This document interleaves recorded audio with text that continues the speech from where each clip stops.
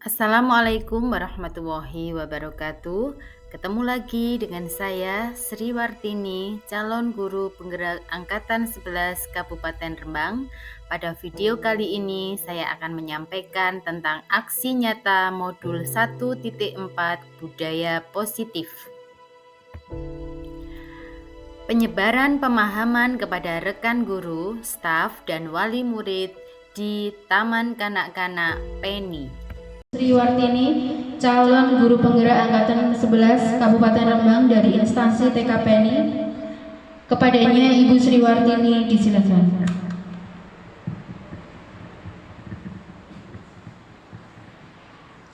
Terima kasih atas waktu yang diberikan.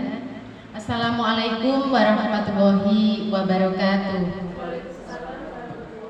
Alhamdulillahirrabbilalamin. Puji syukur kehadirat Allah Subhanahu wa Ta'ala yang telah memberikan kesempatan kepada kita semua sehingga pada hari ini kita bisa hadir di TK Penny dalam keadaan sehat walafiat.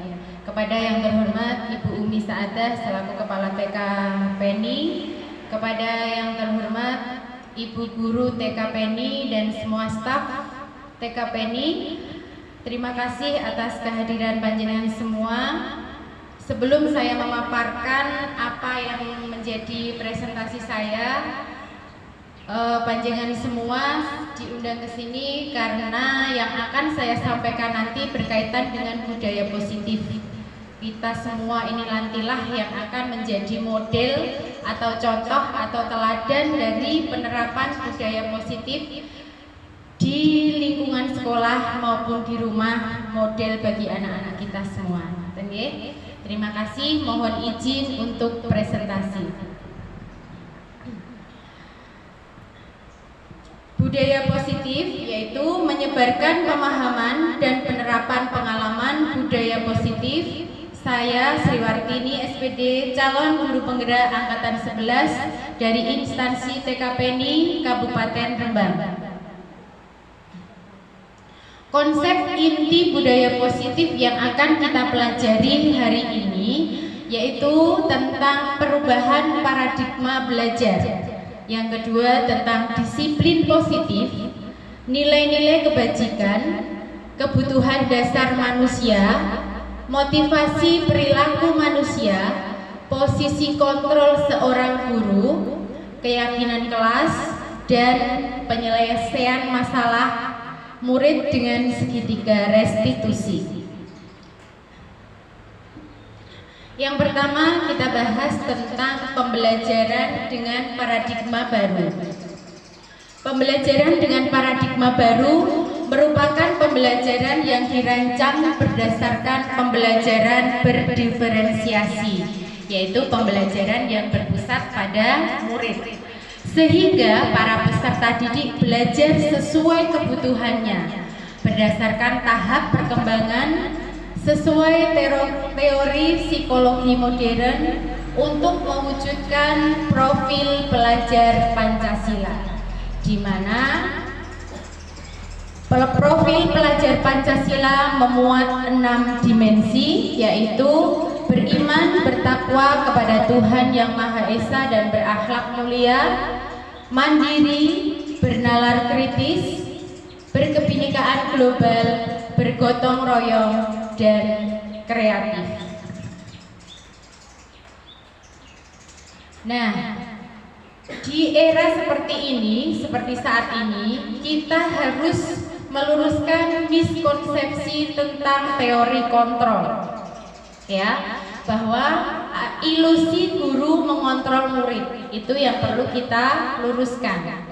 Ilusi bahwa semua penguatan positif, efektif, dan bermanfaat itu juga perlu kita luruskan, karena tidak semua penguatan positif itu efektif dan bermanfaat. Ilusi bahwa kritik dan membuat rasa bersalah kepada anak itu mampu menguatkan karakter si anak, itu juga perlu kita luruskan. Ilusi bahwa orang dewasa berhak memaksa. Zaman sekarang kita mendidik anak berbeda dengan zaman dulu, ya. Zaman sekarang kita tidak bisa menerapkan teori-teori seperti ini. Ini yang harus kita kita luruskan. Seperti itu. Kita juga harus mengubah paradigma stimulus respon ke pendekatan teori kontrol, yaitu bahwa dari teori stimulus respon, realita atau kebutuhan kita itu sama, tapi berdasarkan teori kontrol, kebutuhan kita itu berbeda. Seperti itu ya, memang kebutuhan kita kan memang berbeda. Dari stimulus respon, semua orang melihat hal yang sama. Tapi kalau berdasarkan teori kontrol, setiap orang memiliki gambaran yang berbeda. Kita mencoba mengubah orang agar berpandangan sama dengan kita. Berdasarkan teori kontrol, kita berusaha memahami pandangan orang lain tentang dunia. Jadi kita lebih menghargai ke orang lain. Perilaku buruk dilihat sebagai suatu kejahatan. Semua perilaku itu kalau berdasarkan teori kontrol memiliki tujuan, jadi punya alasan tertentu. Berdasarkan stimulus respon, saya bisa mengontrol orang lain. Tapi kalau berdasarkan teori kontrol, hanya Anda yang bisa mengontrol diri Anda. Pemahaman pemaksaan ada pada soal bujukan gagal. Berdasarkan teori kontrol, kolaborasi, kerjasama menciptakan pilihan-pilihan baru. Kalau di stimulus respon, model berpikirnya menang kalah. Tapi kalau berdasarkan teori kontrol, itu berpikirnya menang-menang. Antara guru dan siswa itu mencari solusi atas permasalahan yang dihadapi. Seperti itu. Baik, kita lanjut di materi disiplin positif. Disiplin berasal dari kata disiplina yang berarti belajar. Disiplin mengacu pada disiplin diri yang memiliki tanggung jawab terhadap apa yang dilakukannya berdasarkan nilai-nilai yang diyakini. Disiplin positif merupakan salah satu cara penerapan disiplin yang bertujuan untuk menumbuhkan kesadaran serta memberdayakan peserta didik tanpa imbalan, ancaman, atau hukuman. Sebagai seorang guru, tujuan kita adalah menghasilkan peserta didik yang memiliki disiplin diri, sehingga mereka berperilaku mengacu pada nilai-nilai kebajikan universal dan memiliki motivasi intrinsik dalam perubahan perilaku ke arah yang lebih baik. Ya, tujuan kita adalah sebagai pendidik itu menumbuhkan motivasi dalam diri anak tanpa harus diiming-imingi dengan imbalan, hadiah, atau reward. Itu sudah tumbuh dengan sendirinya tentang disiplin positif ini. Nah, nilai-nilai kebajikan itu adalah nilai-nilai yang disepakati bersama, lepas dari suku, bangsa, agama, bahasa, maupun latar belakang. Nilai-nilai kebajikan yang diyakini sampai saat ini ada beberapa contoh nilai kebajikan institusi atau organisasi. Dari profil pelajar Pancasila, seperti yang saya sebutkan tadi, ada 6 dimensi: beriman, bertakwa pada Tuhan Yang Maha Esa dan berakhlak mulia, berkebinekaan global, gotong royong, mandiri, kreatif, dan bernalar kritis. Dari Primary Years Program PYP, toleransi, rasa hormat, integritas, mandiri, menghargai, antusias, empati, keingintahuan, kreativitas, kerjasama, percaya diri, dan komitmen. Nah, itu contoh-contoh nilai kebajikan. Dari life skill, keterampilan hidup, dapat dipercaya, lurus hati, pendengar yang aktif dan tidak merendahkan orang lain, memberikan yang terbaik dari diri. Itu contoh-contoh nilai kebajikan ya yang kita yakini sampai saat ini. Lanjut di kebutuhan dasar manusia. Kebutuhan dasar manusia adalah segala sesuatu yang kita lakukan untuk mendapatkan apa yang kita inginkan. Segala tindakan yang kita lakukan memiliki tujuan tertentu, dan semua usaha terbaik yang kita lakukan adalah dalam rangka agar kebutuhan dasar kita terpenuhi dengan baik. Itu definisi dari kebutuhan dasar manusia. Ada 5 kebutuhan dasar manusia, yaitu yang pertama kebutuhan bertahan hidup, yang meliputi makanan, pakaian, tempat tinggal, keamanan, dan kesehatan. Kebutuhan yang kedua adalah kebutuhan kasih sayang dan diterima, meliputi rasa diterima, dipedulikan, berbagi, bekerja sama, menjadi bagian dari kelompok. Ya, yang kedua. Kemudian yang ketiga, ada kebutuhan dasar manusia tentang penguasaan, yang meliputi harga diri, keinginan untuk dianggap, memimpin, berprestasi, diakui, didengar. Itu juga termasuk kebutuhan dasar kita. Selanjutnya yaitu kebebasan. Kebebasan ini meliputi mandiri, memiliki pilihan, mencoba hal baru, mampu mengembalikan arah dirinya. Itu kebebasan. Lanjut di kebutuhan dasar manusia yang kelima yaitu kesenangan. Kita ini juga butuh kesenangan, ya. Antara lain bermain, humor, antusiasme, tertawa, itu termasuk dalam kebutuhan kesenangan. Dan kita akan berusaha untuk memenuhi 5 kebutuhan dasar tersebut. Apabila ada salah satu yang kurang, nantinya pun akan tidak seimbang. Selanjutnya kita akan mempelajari tentang motivasi perilaku manusia. Ada 3 motivasi dalam diri manusia, ya. Yang pertama, motivasi kita dalam melakukan sesuatu. Yang pertama itu untuk menghindari ketidaknyamanan atau hukuman. Jadi motivasi kita untuk melakukan sesuatu karena menghindari hukuman atau ketidaknyamanan. Yang kedua, untuk mendapatkan imbalan atau penghargaan dari orang lain. Dan yang ketiga, untuk menjadi orang yang mereka inginkan dan menghargai diri sendiri dengan nilai-nilai yang mereka percaya. Kalau contohnya bu guru berangkat dari rumah tepat waktu, motivasi apa yang ingin ia dapatkan? Nah, kalau motivasi 1 dan 2 itu berarti masih termasuk motivasi eksternal, ya, ekstrinsik dari luar, masih dipengaruhi dari luar karena menghindari teguran mungkin dari kepala sekolah atau ingin mendapatkan penghargaan. Tapi berbeda dengan motivasi yang ketiga. Yang ketiga ini untuk menjadi orang yang mereka inginkan dan menghargai diri sendiri dengan nilai-nilai yang mereka percaya. Itu masuk dalam motivasi intrinsik, ya. Jadi keinginan dari dalam diri kita untuk berbuat baik, contohnya datang tepat waktu. Ya. Nah, selanjutnya kita akan mengenal hukuman, konsekuensi, dan restitusi. Hukuman itu tidak terencana atau tiba-tiba.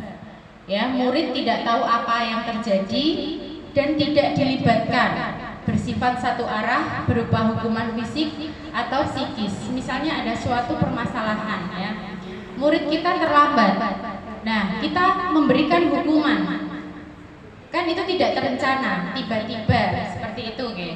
Murid tidak tahu nanti apa yang akan terjadi, tahu-tahu disuruh, misalnya kalau kelas atas, ayo berdiri di depan kelas sampai nanti waktu istirahat, misalnya seperti itu. Itu hanya satu arah dari pihak guru saja, itu hukuman.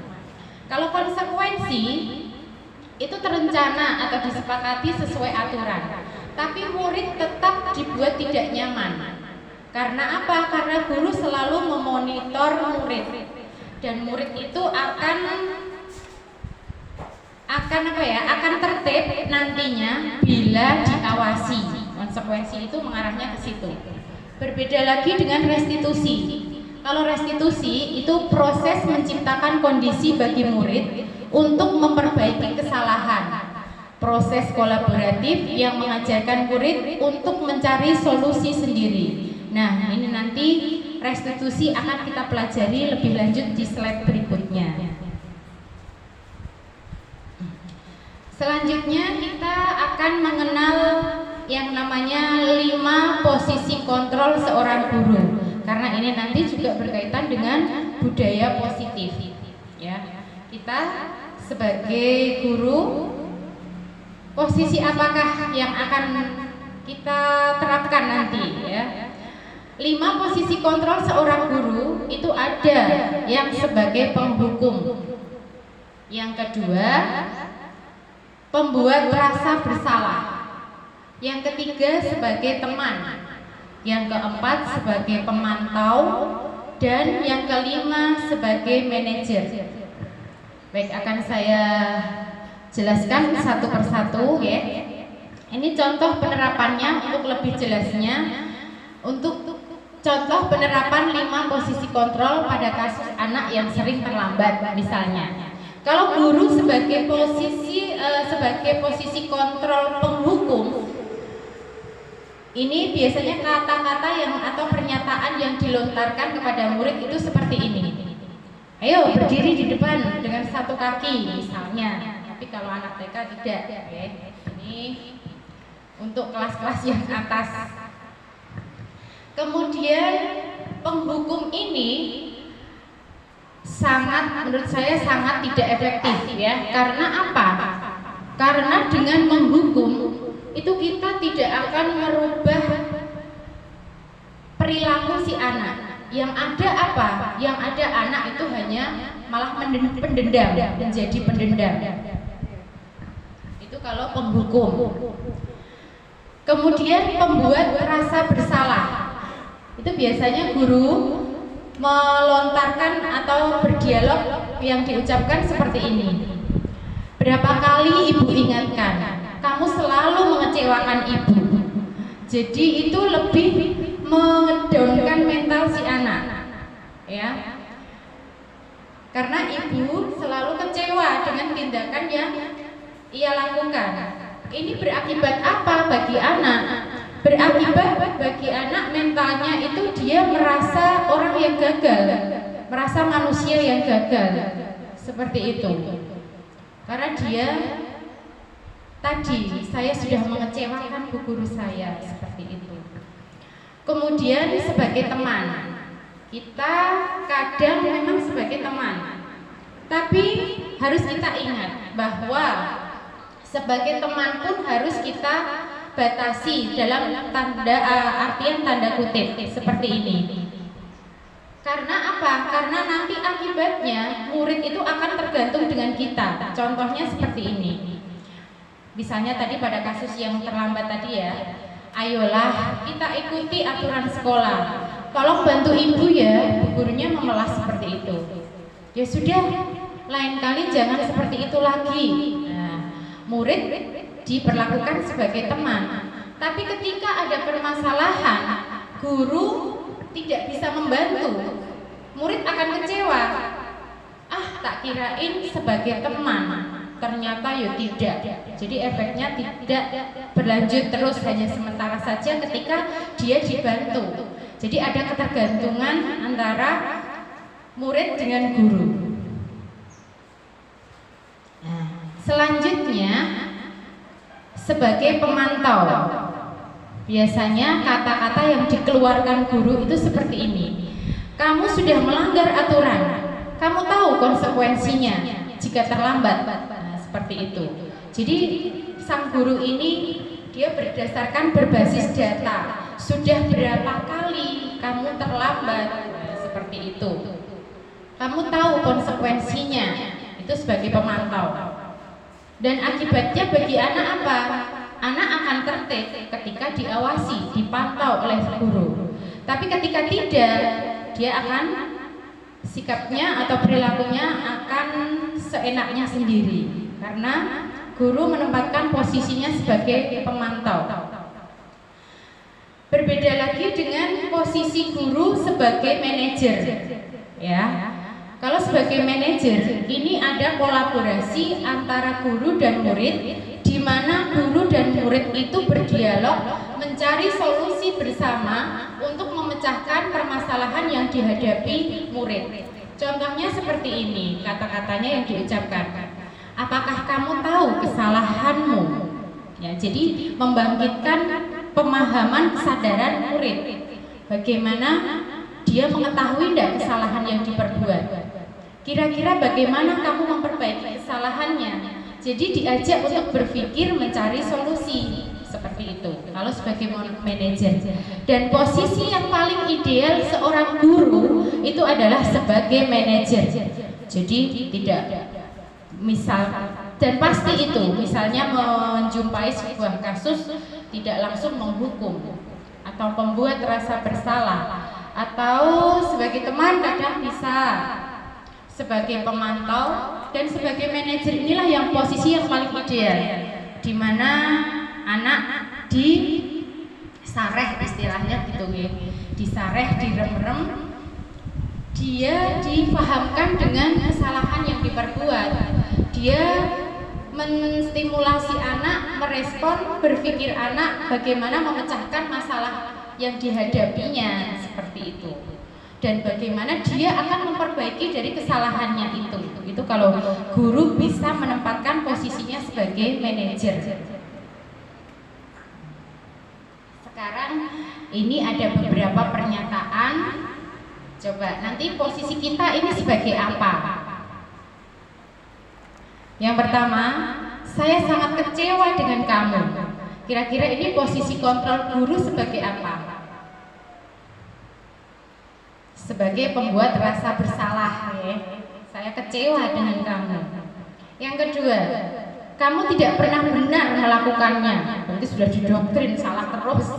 Berarti sebagai penghukum. Oke. Yang ketiga, apa rencanamu untuk menyelesaikan masalah ini? Berarti sebagai manajer, betul sekali. Yang selanjutnya, ayolah lakukan dengan demi ibu ya, gurunya memelas sebagai teman, iya. Dan selanjutnya, ayo apa konsekuensinya? Berarti sebagai pemantau, ya, betul sekali. Jadi sudah memahami ya 5 posisi kontrol seorang guru. Sekarang kita lanjut di keyakinan kelas. Tapi sebelumnya kita akan bertanya dulu, ya, mengapa keyakinan kelas bukan peraturan kelas? Mungkin ada yang bisa mengungkapkan pendapatnya. Kalau keyakinan kelas itu kita sepakati bersama-sama. Bisa pakai mic-nya?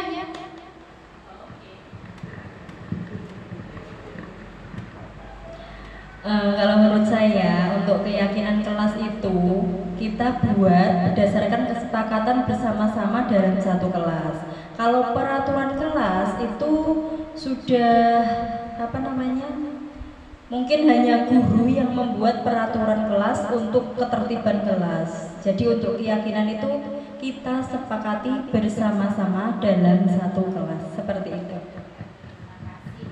Terima kasih, jawaban yang sangat bagus sekali. Ya, memang seperti itu Bu, yang diungkapkan oleh Bu Umi tadi betul. Kalau peraturan sekolah atau peraturan kelas itu salah satu pihak yang membuat, misalnya guru atau sekolah, dan semua warga sekolah wajib mematuhi aturan itu. Jadi tanpa keterlibatan pihak kedua, misalnya murid tidak ada keterlibatan. Tapi kalau keyakinan kelas itu betul sekali yang disampaikan Bu Umi, itu peraturan-peraturan yang dibuat atas kesepakatan bersama. Ya, sudah sepakat untuk dijalankan, diyakini dan dijalankan bersama. Itu akhirnya nanti menjadi keyakinan kelas.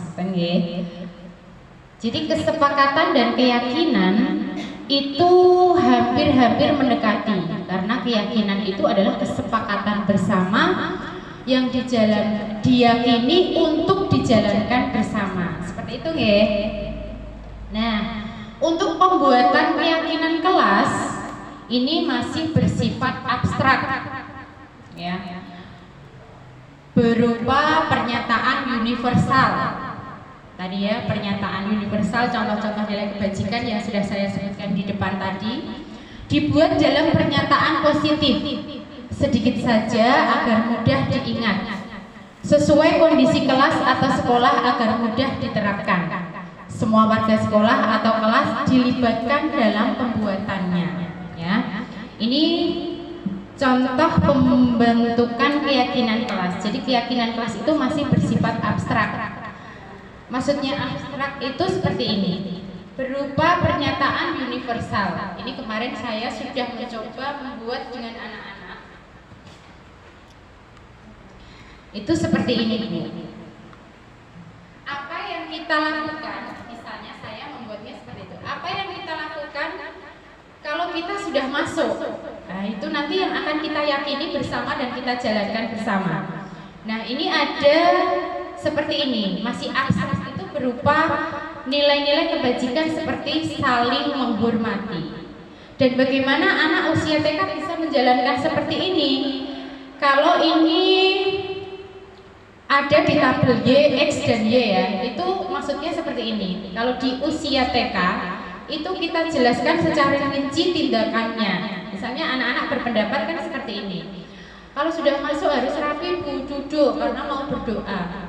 Kalau sudah masuk tidak makan di kelas. Nah, kita sebagai guru itu mengubah kalimat-kalimat itu, ya. Kalau Bu Guru berbicara, mendengarkan, tidak rame sendiri. Teman berbicara depan, yang lain mendengarkan. Nah, itu kita yang akan memilah nantinya. Misalnya, ketika Bu Guru berbicara, anak-anak bagaimana? Mendengarkan, misalnya anak-anak seperti itu. Berarti masuknya di saling menghormati, ya, seperti itu.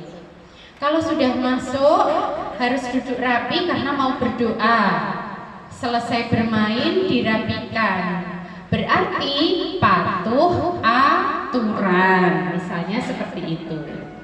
Bu, kalau membuang sampah, kalau tidak membuang sampah sembarangan, berarti membuang sampahnya di tempat sampah. Berarti masuknya di menjaga kebersihan. Ya.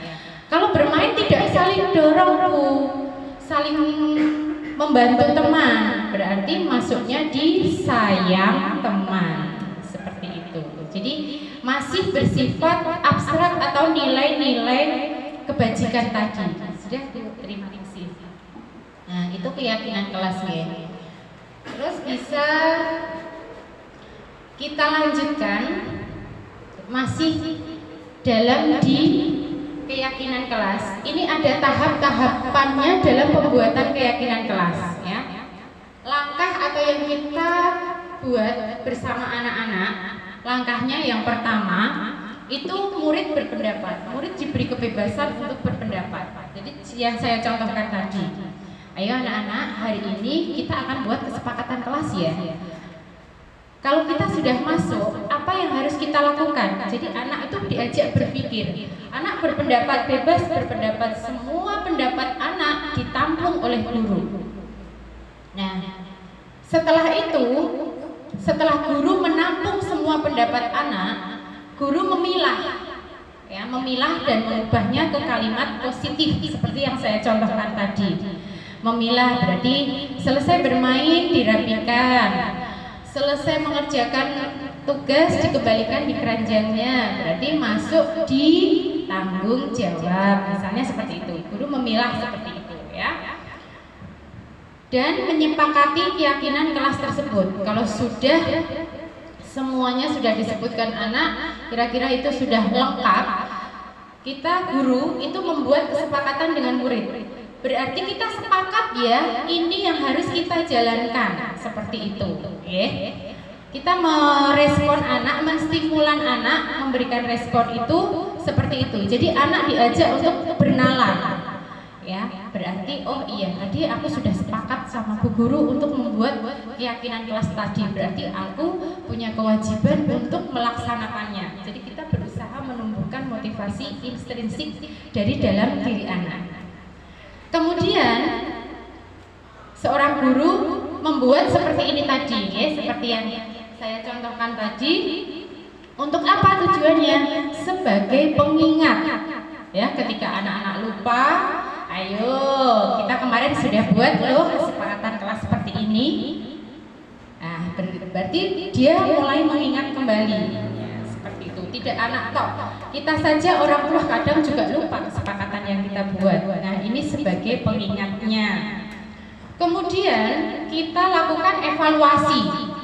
Setelah beberapa jangka waktu kita evaluasi kesepakatan kelas yang kita buat, ya, keyakinan kelas yang kita buat. Adakah yang perlu diperbaiki, perlu ditambah atau perlu dikurangi? Jadi perlu adanya evaluasi.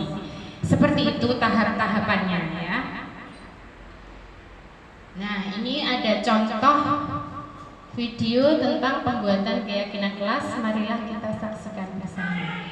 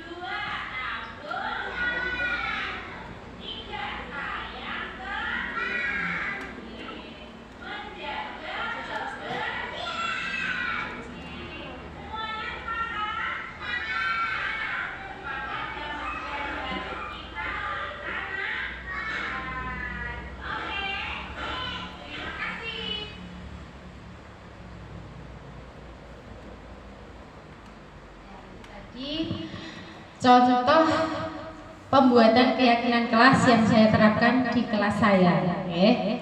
Jadi pada waktu kita di acara pembukaan tak pasang tripod, anak-anak diajak untuk membuat seperti itu. Kalau di kelompok B sudah bisa dikondisikan, ya. Mungkin akan berbeda lagi dengan kelompok A karena memang usianya. Baik, kita lanjutkan untuk materi segitiga restitusi, yaitu suatu proses dialog yang dijalankan oleh guru agar dapat menghasilkan murid yang mandiri dan bertanggung jawab, di mana segitiga restitusi ini nanti ada 3 tahapan ya. Kalau kita menjumpai suatu permasalahan yang dihadapi murid, kita bisa menggunakan langkah segitiga restitusi. Yang pertama yaitu langkah menstabilkan identitas, kemudian validasi kebutuhan atau validasi tindakan yang salah, dan yang ketiga menanyakan keyakinan. Nah, pada tahap menstabilkan identitas berdasarkan prinsip membuat kesalahan adalah bagian dari proses pembelajaran ya. Jadi kita mengeluarkan dialog kepada anak atau pernyataan seperti ini. Berbuat salah itu wajar. Tidak ada manusia yang sempurna. Ibu juga pernah melakukan itu. Kamu berhak merasa begitu. Ibu tidak tertarik mencari tahu yang salah, tapi ingin mencari solusi dari permasalahan ini. Ini pada tahap menstabilkan identitas. Kemudian pada tahap validasi tindakan yang salah, ya. Berdasarkan prinsip setiap perilaku berupaya memenuhi suatu kebutuhan tertentu, ya. Bukan berarti tindakan salah seorang anak kita benarkan, tidak, ya. Tapi kita mencoba untuk menyadarkan anak tindakannya itu nanti menurut dia itu salah apa benar, seperti itu. Ya, kata-kata yang bisa kita keluarkan, kamu pasti punya alasan mengapa melakukan hal itu. Jadi ditanya alasannya. Padahal kamu bisa melakukan hal yang lebih buruk dari ini. Kamu patut bangga pada dirimu sendiri karena kamu telah melindungi sesuatu yang penting buatmu. Kamu boleh mempertahankan sikap itu, tapi kamu harus menambah sikap yang baru. Itu pernyataan yang dikeluarkan. Kemudian tahap yang ketiga adalah menanyakan keyakinan. Berdasarkan prinsip teori kontrol bahwa pada dasarnya kita termotivasi secara intrinsik. Biasanya kita menanyakan kepada anak seperti ini. Apa keyakinan kelas kita, yuk? Nilai-nilai apa yang telah kita sepakati? Seperti apa kelas yang kamu idealkan? Kamu ingin menjadi orang seperti apa? Seperti itu. Nah, ini ada contoh lagi video penerapan segitiga restitusi.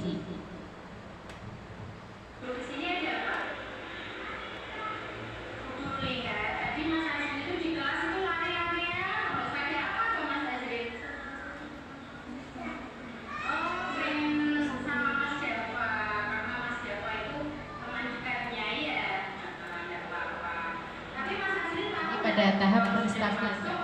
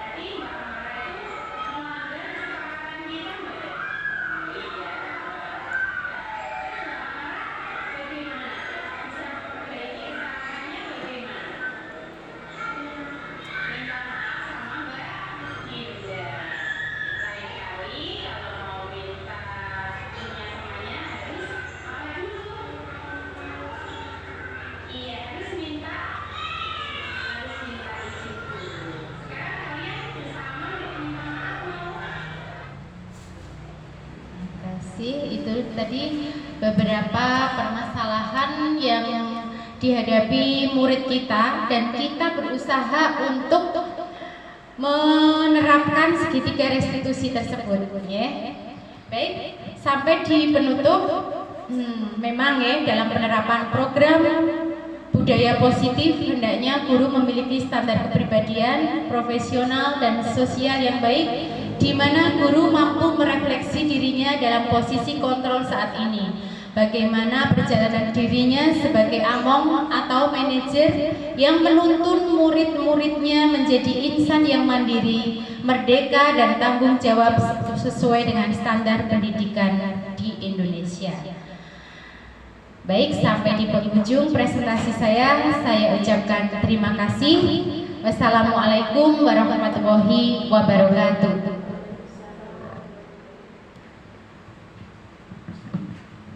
Terima kasih kepada Ibu Sriwartini yang sudah memberikan pemaparan materi tentang penyebaran dan pengalaman penerapan budaya positif. Untuk itu selanjutnya akan dibuka untuk sesi tanya jawab. Untuk penanya yang pertama, monggo saya persilahkan.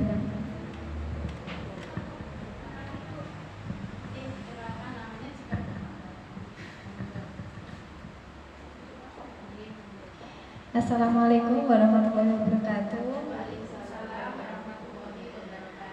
Nama saya Rizky. Saya mau bertanya tentang presentasi yang telah dipaparkan tadi, yaitu mau bertanya tentang perbedaan kesepakatan kelas dengan keyakinan kelas itu apa?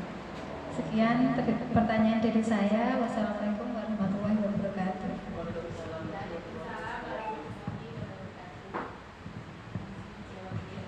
Terima kasih Bu Kiki yang sudah mengajukan pertanyaan. Baik, langsung saja satu penanya saya jawab ngoten nggih untuk mengisi acara di sesi tanya jawab.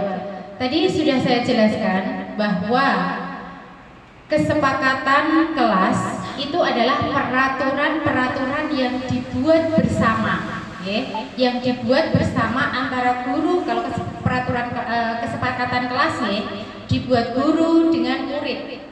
Ya, jadi ada kolaborasi atau kerjasama antara guru dan murid membuat suatu peraturan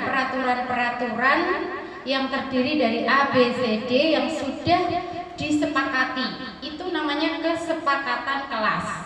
Ya, jadi berupa aturan-aturan yang langkah-langkahnya tadi sudah saya jelaskan, ada yang mengubah menjadi kalimat positif. Contohnya tidak membuang sampah sembarangan, berarti membuang sampah di tempatnya, menjaga kebersihan. Seperti tadi langkah-langkahnya, itu kesepakatan kelas.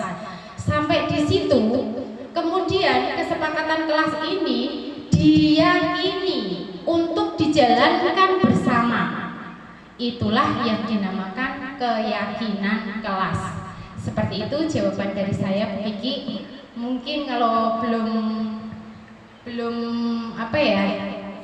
puas, mungkin ada yang mau menambah. Untuk sementara sampun Bu Kiki. Terima kasih. Baik, langsung saya ambil alih saja Bu. Oke, kita beri kesempatan lagi untuk penanya kedua. Silahkan, monggo Bu Jul. Perkenalkan, nama saya Siti Ulaya. Saya mau bertanya, dari presentasi panjenengan tadi kan ada yang namanya segitiga restitusi. Nah, yang saya tanyakan, apa hubungannya segitiga restitusi dengan 5 posisi kontrol seorang guru? Demikian pertanyaan dari saya. Terima kasih. Terima kasih dari Bu Zul mengajukan pertanyaan, apa hubungan segitiga restitusi dengan 5 posisi kontrol seorang guru? Baik, terima kasih. Jadi tadi saya sudah jelaskan bahwa posisi ideal seorang guru adalah sebagai manajer, ya. Adzan ya. Kita jeda dulu untuk adzan. Tadi menyambung pertanyaan yang diajukan oleh Ibu Zul, yaitu apa hubungan segitiga restitusi dengan 5 posisi kontrol seorang guru. Saya ulangi jawabannya, yaitu posisi yang paling ideal seorang guru adalah sebagai manajer, di mana melibatkan murid untuk kita ajak berkolaborasi atau bekerja sama menemukan solusi atas permasalahan yang ia hadapi. Ya, jadi segitiga restitusi inilah sebagai langkah penyelesaian dari permasalahan yang dihadapi oleh siswa. Jadi hubungannya seperti itu. Kita mengikuti teori segitiga restitusi dan langkah-langkahnya itulah yang kita ikuti. Seperti itu, Bu Zul. Baik, terima kasih. Ada yang mau bertanya lagi? Ya, monggo Bu Ulil.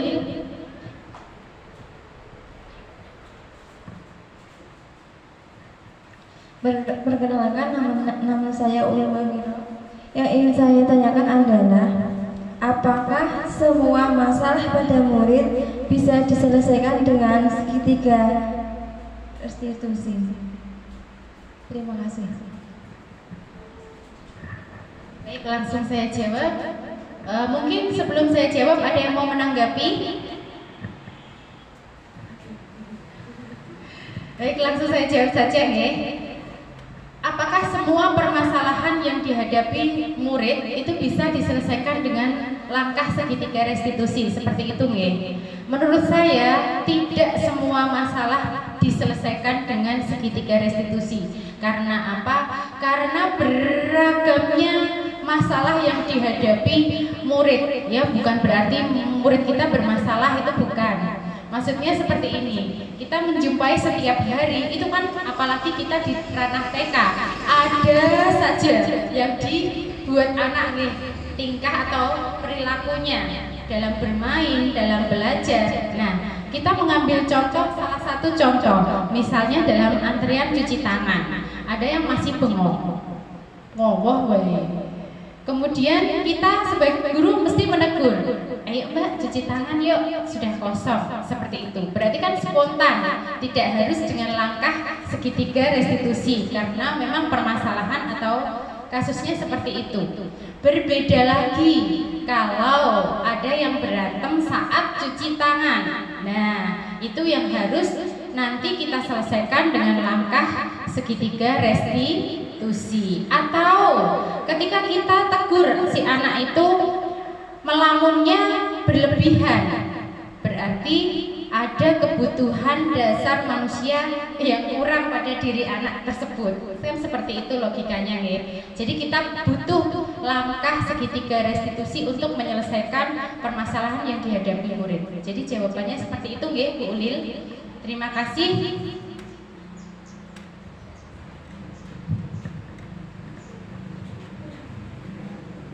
Baik, satu lagi penanya saya persilahkan.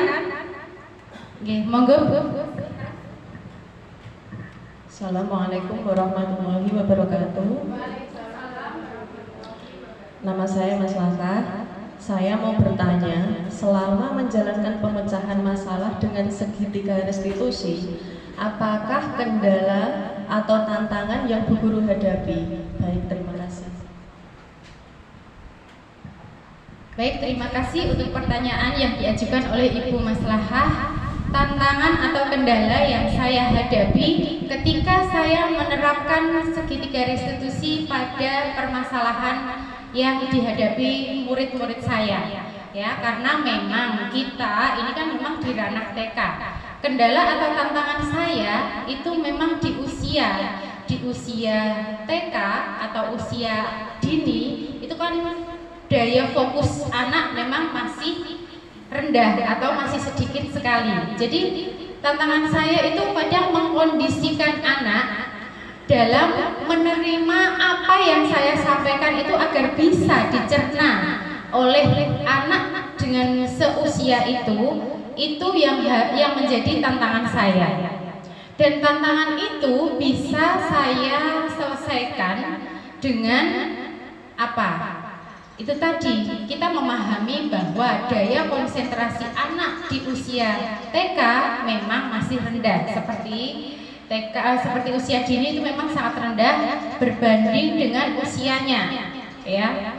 Misalnya usia 5 tahun berarti daya konsentrasi fokusnya di 5 menit, ya. Jadi kita ini sebagai guru harus pintar mengungkapkan bahasa kita yang mudah diterima anak, dia bisa memahami apa yang kita sampaikan dengan durasi fokus anak segitu. Ngoten nggih.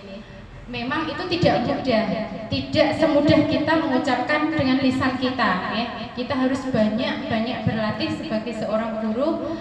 Cara ini tidak mempan untuk murid kita harus mencoba cara yang lain. Cara lain tidak bisa, kita harus mencoba dengan cara lain, ya. Karena kita mengajarkan kepada anak-anak kita juga jangan takut untuk mencoba, ya. Kita pun sebagai guru juga harus seperti itu. Jangan takut untuk mencoba sampai berhasil apa yang kita cita-citakan atau tujuan kita. Sekian sudah ya, atau mungkin ada lagi sampun? Oh, monggo Bu ya.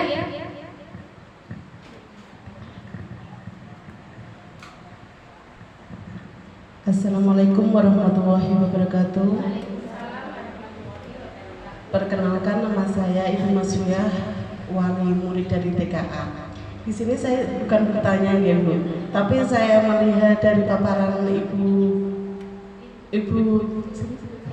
Tin tadi, kok saya ini konsep inti budaya positif kalau diterapkan di rumah juga akan menghasilkan didikan yang lebih baik untuk anak-anak kita. Jadi belajar bukan belajar untuk disiplin atau apa yang diajarkan di sekolah diterapkan di rumah mungkin akan lebih baik. Begitu. Terima kasih Bu. Terima kasih juga ilmunya untuk kami. Jadinya bermanfaat sekali untuk ibu-ibu di sini. Terima kasih. Baik, terima kasih Bu ya. Memang ya, budaya positif tujuan kami dari TKPNI mengundang panjenengan semua yang pihak yang terlibat sebagai warga sekolah. Itu memang budaya positif ini kita jalankan bersama-sama. Tanpa kolaborasi atau kerjasama kita semua tidak akan pernah berhasil budaya positif ini. Misalnya kita sudah sepakat di sekolahan datang tepat waktu, tapi dari rumah tidak memfasilitasi. Bangun siang jumbarke wae. Apa bisa tercipta budaya positif itu? Tentunya tidak, ngoten nggih.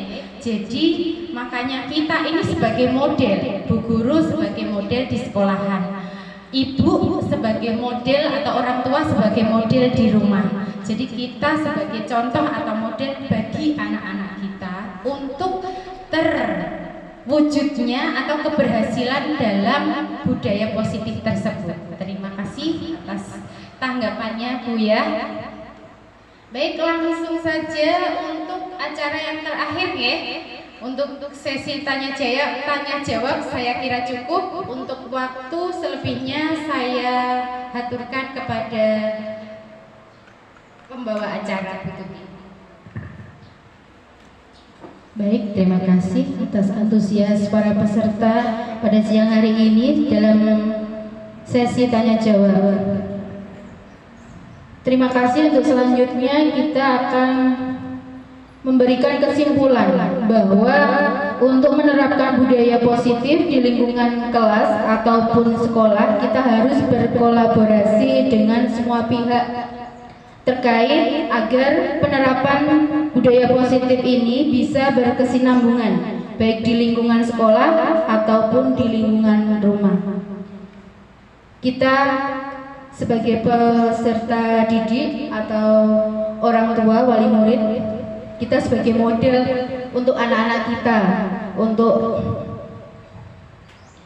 contoh dari apa yang harus kita terapkan di lingkungan sekolah maupun di lingkungan rumah. Demikianlah pemaparan yang sudah disampaikan oleh Ibu Sriwartini, calon guru penggerak angkatan 11. Semoga apa yang beliau sampaikan menjadi manfaat bagi kita semua. Saya akhiri kegiatan hari ini. Terima kasih. Mohon maaf apabila ada tutur kata saya yang kurang berkenan. Mohon maaf yang sebesar-besarnya.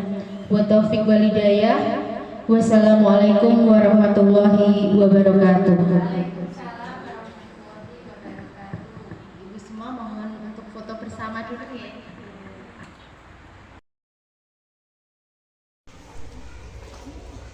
Assalamualaikum warahmatullahi wabarakatuh. Perkenalkan, saya Luluatul Inayah dari Ibu Sri Wartini, calon guru penggerak angkatan 11 Kabupaten Rembang dari instansi TK Pani. Dalam kegiatan ini saya sangat tertarik untuk menerapkan disiplin positif di sekolah. Salah satunya adalah dengan membuat keyakinan kelas yang telah disosialisasikan oleh Ibu Sri Wartini. Karena yang saya amati ada perubahan positif yang terjadi baik pada rekan jawat ataupun pada murid. Saya yakin dengan suasana seperti ini akan tercipta suasana pembelajaran yang nyaman dan menyenangkan. Terima kasih kepada Ibu Sri Wartini yang sudah berbagi praktik baik. Semoga kita bisa menerapkan budaya positif secara optimal. Terima kasih. Wassalamualaikum warahmatullahi wabarakatuh. Demikian aksi nyata yang saya buat, semoga menginspirasi. Wassalamualaikum warahmatullahi wabarakatuh.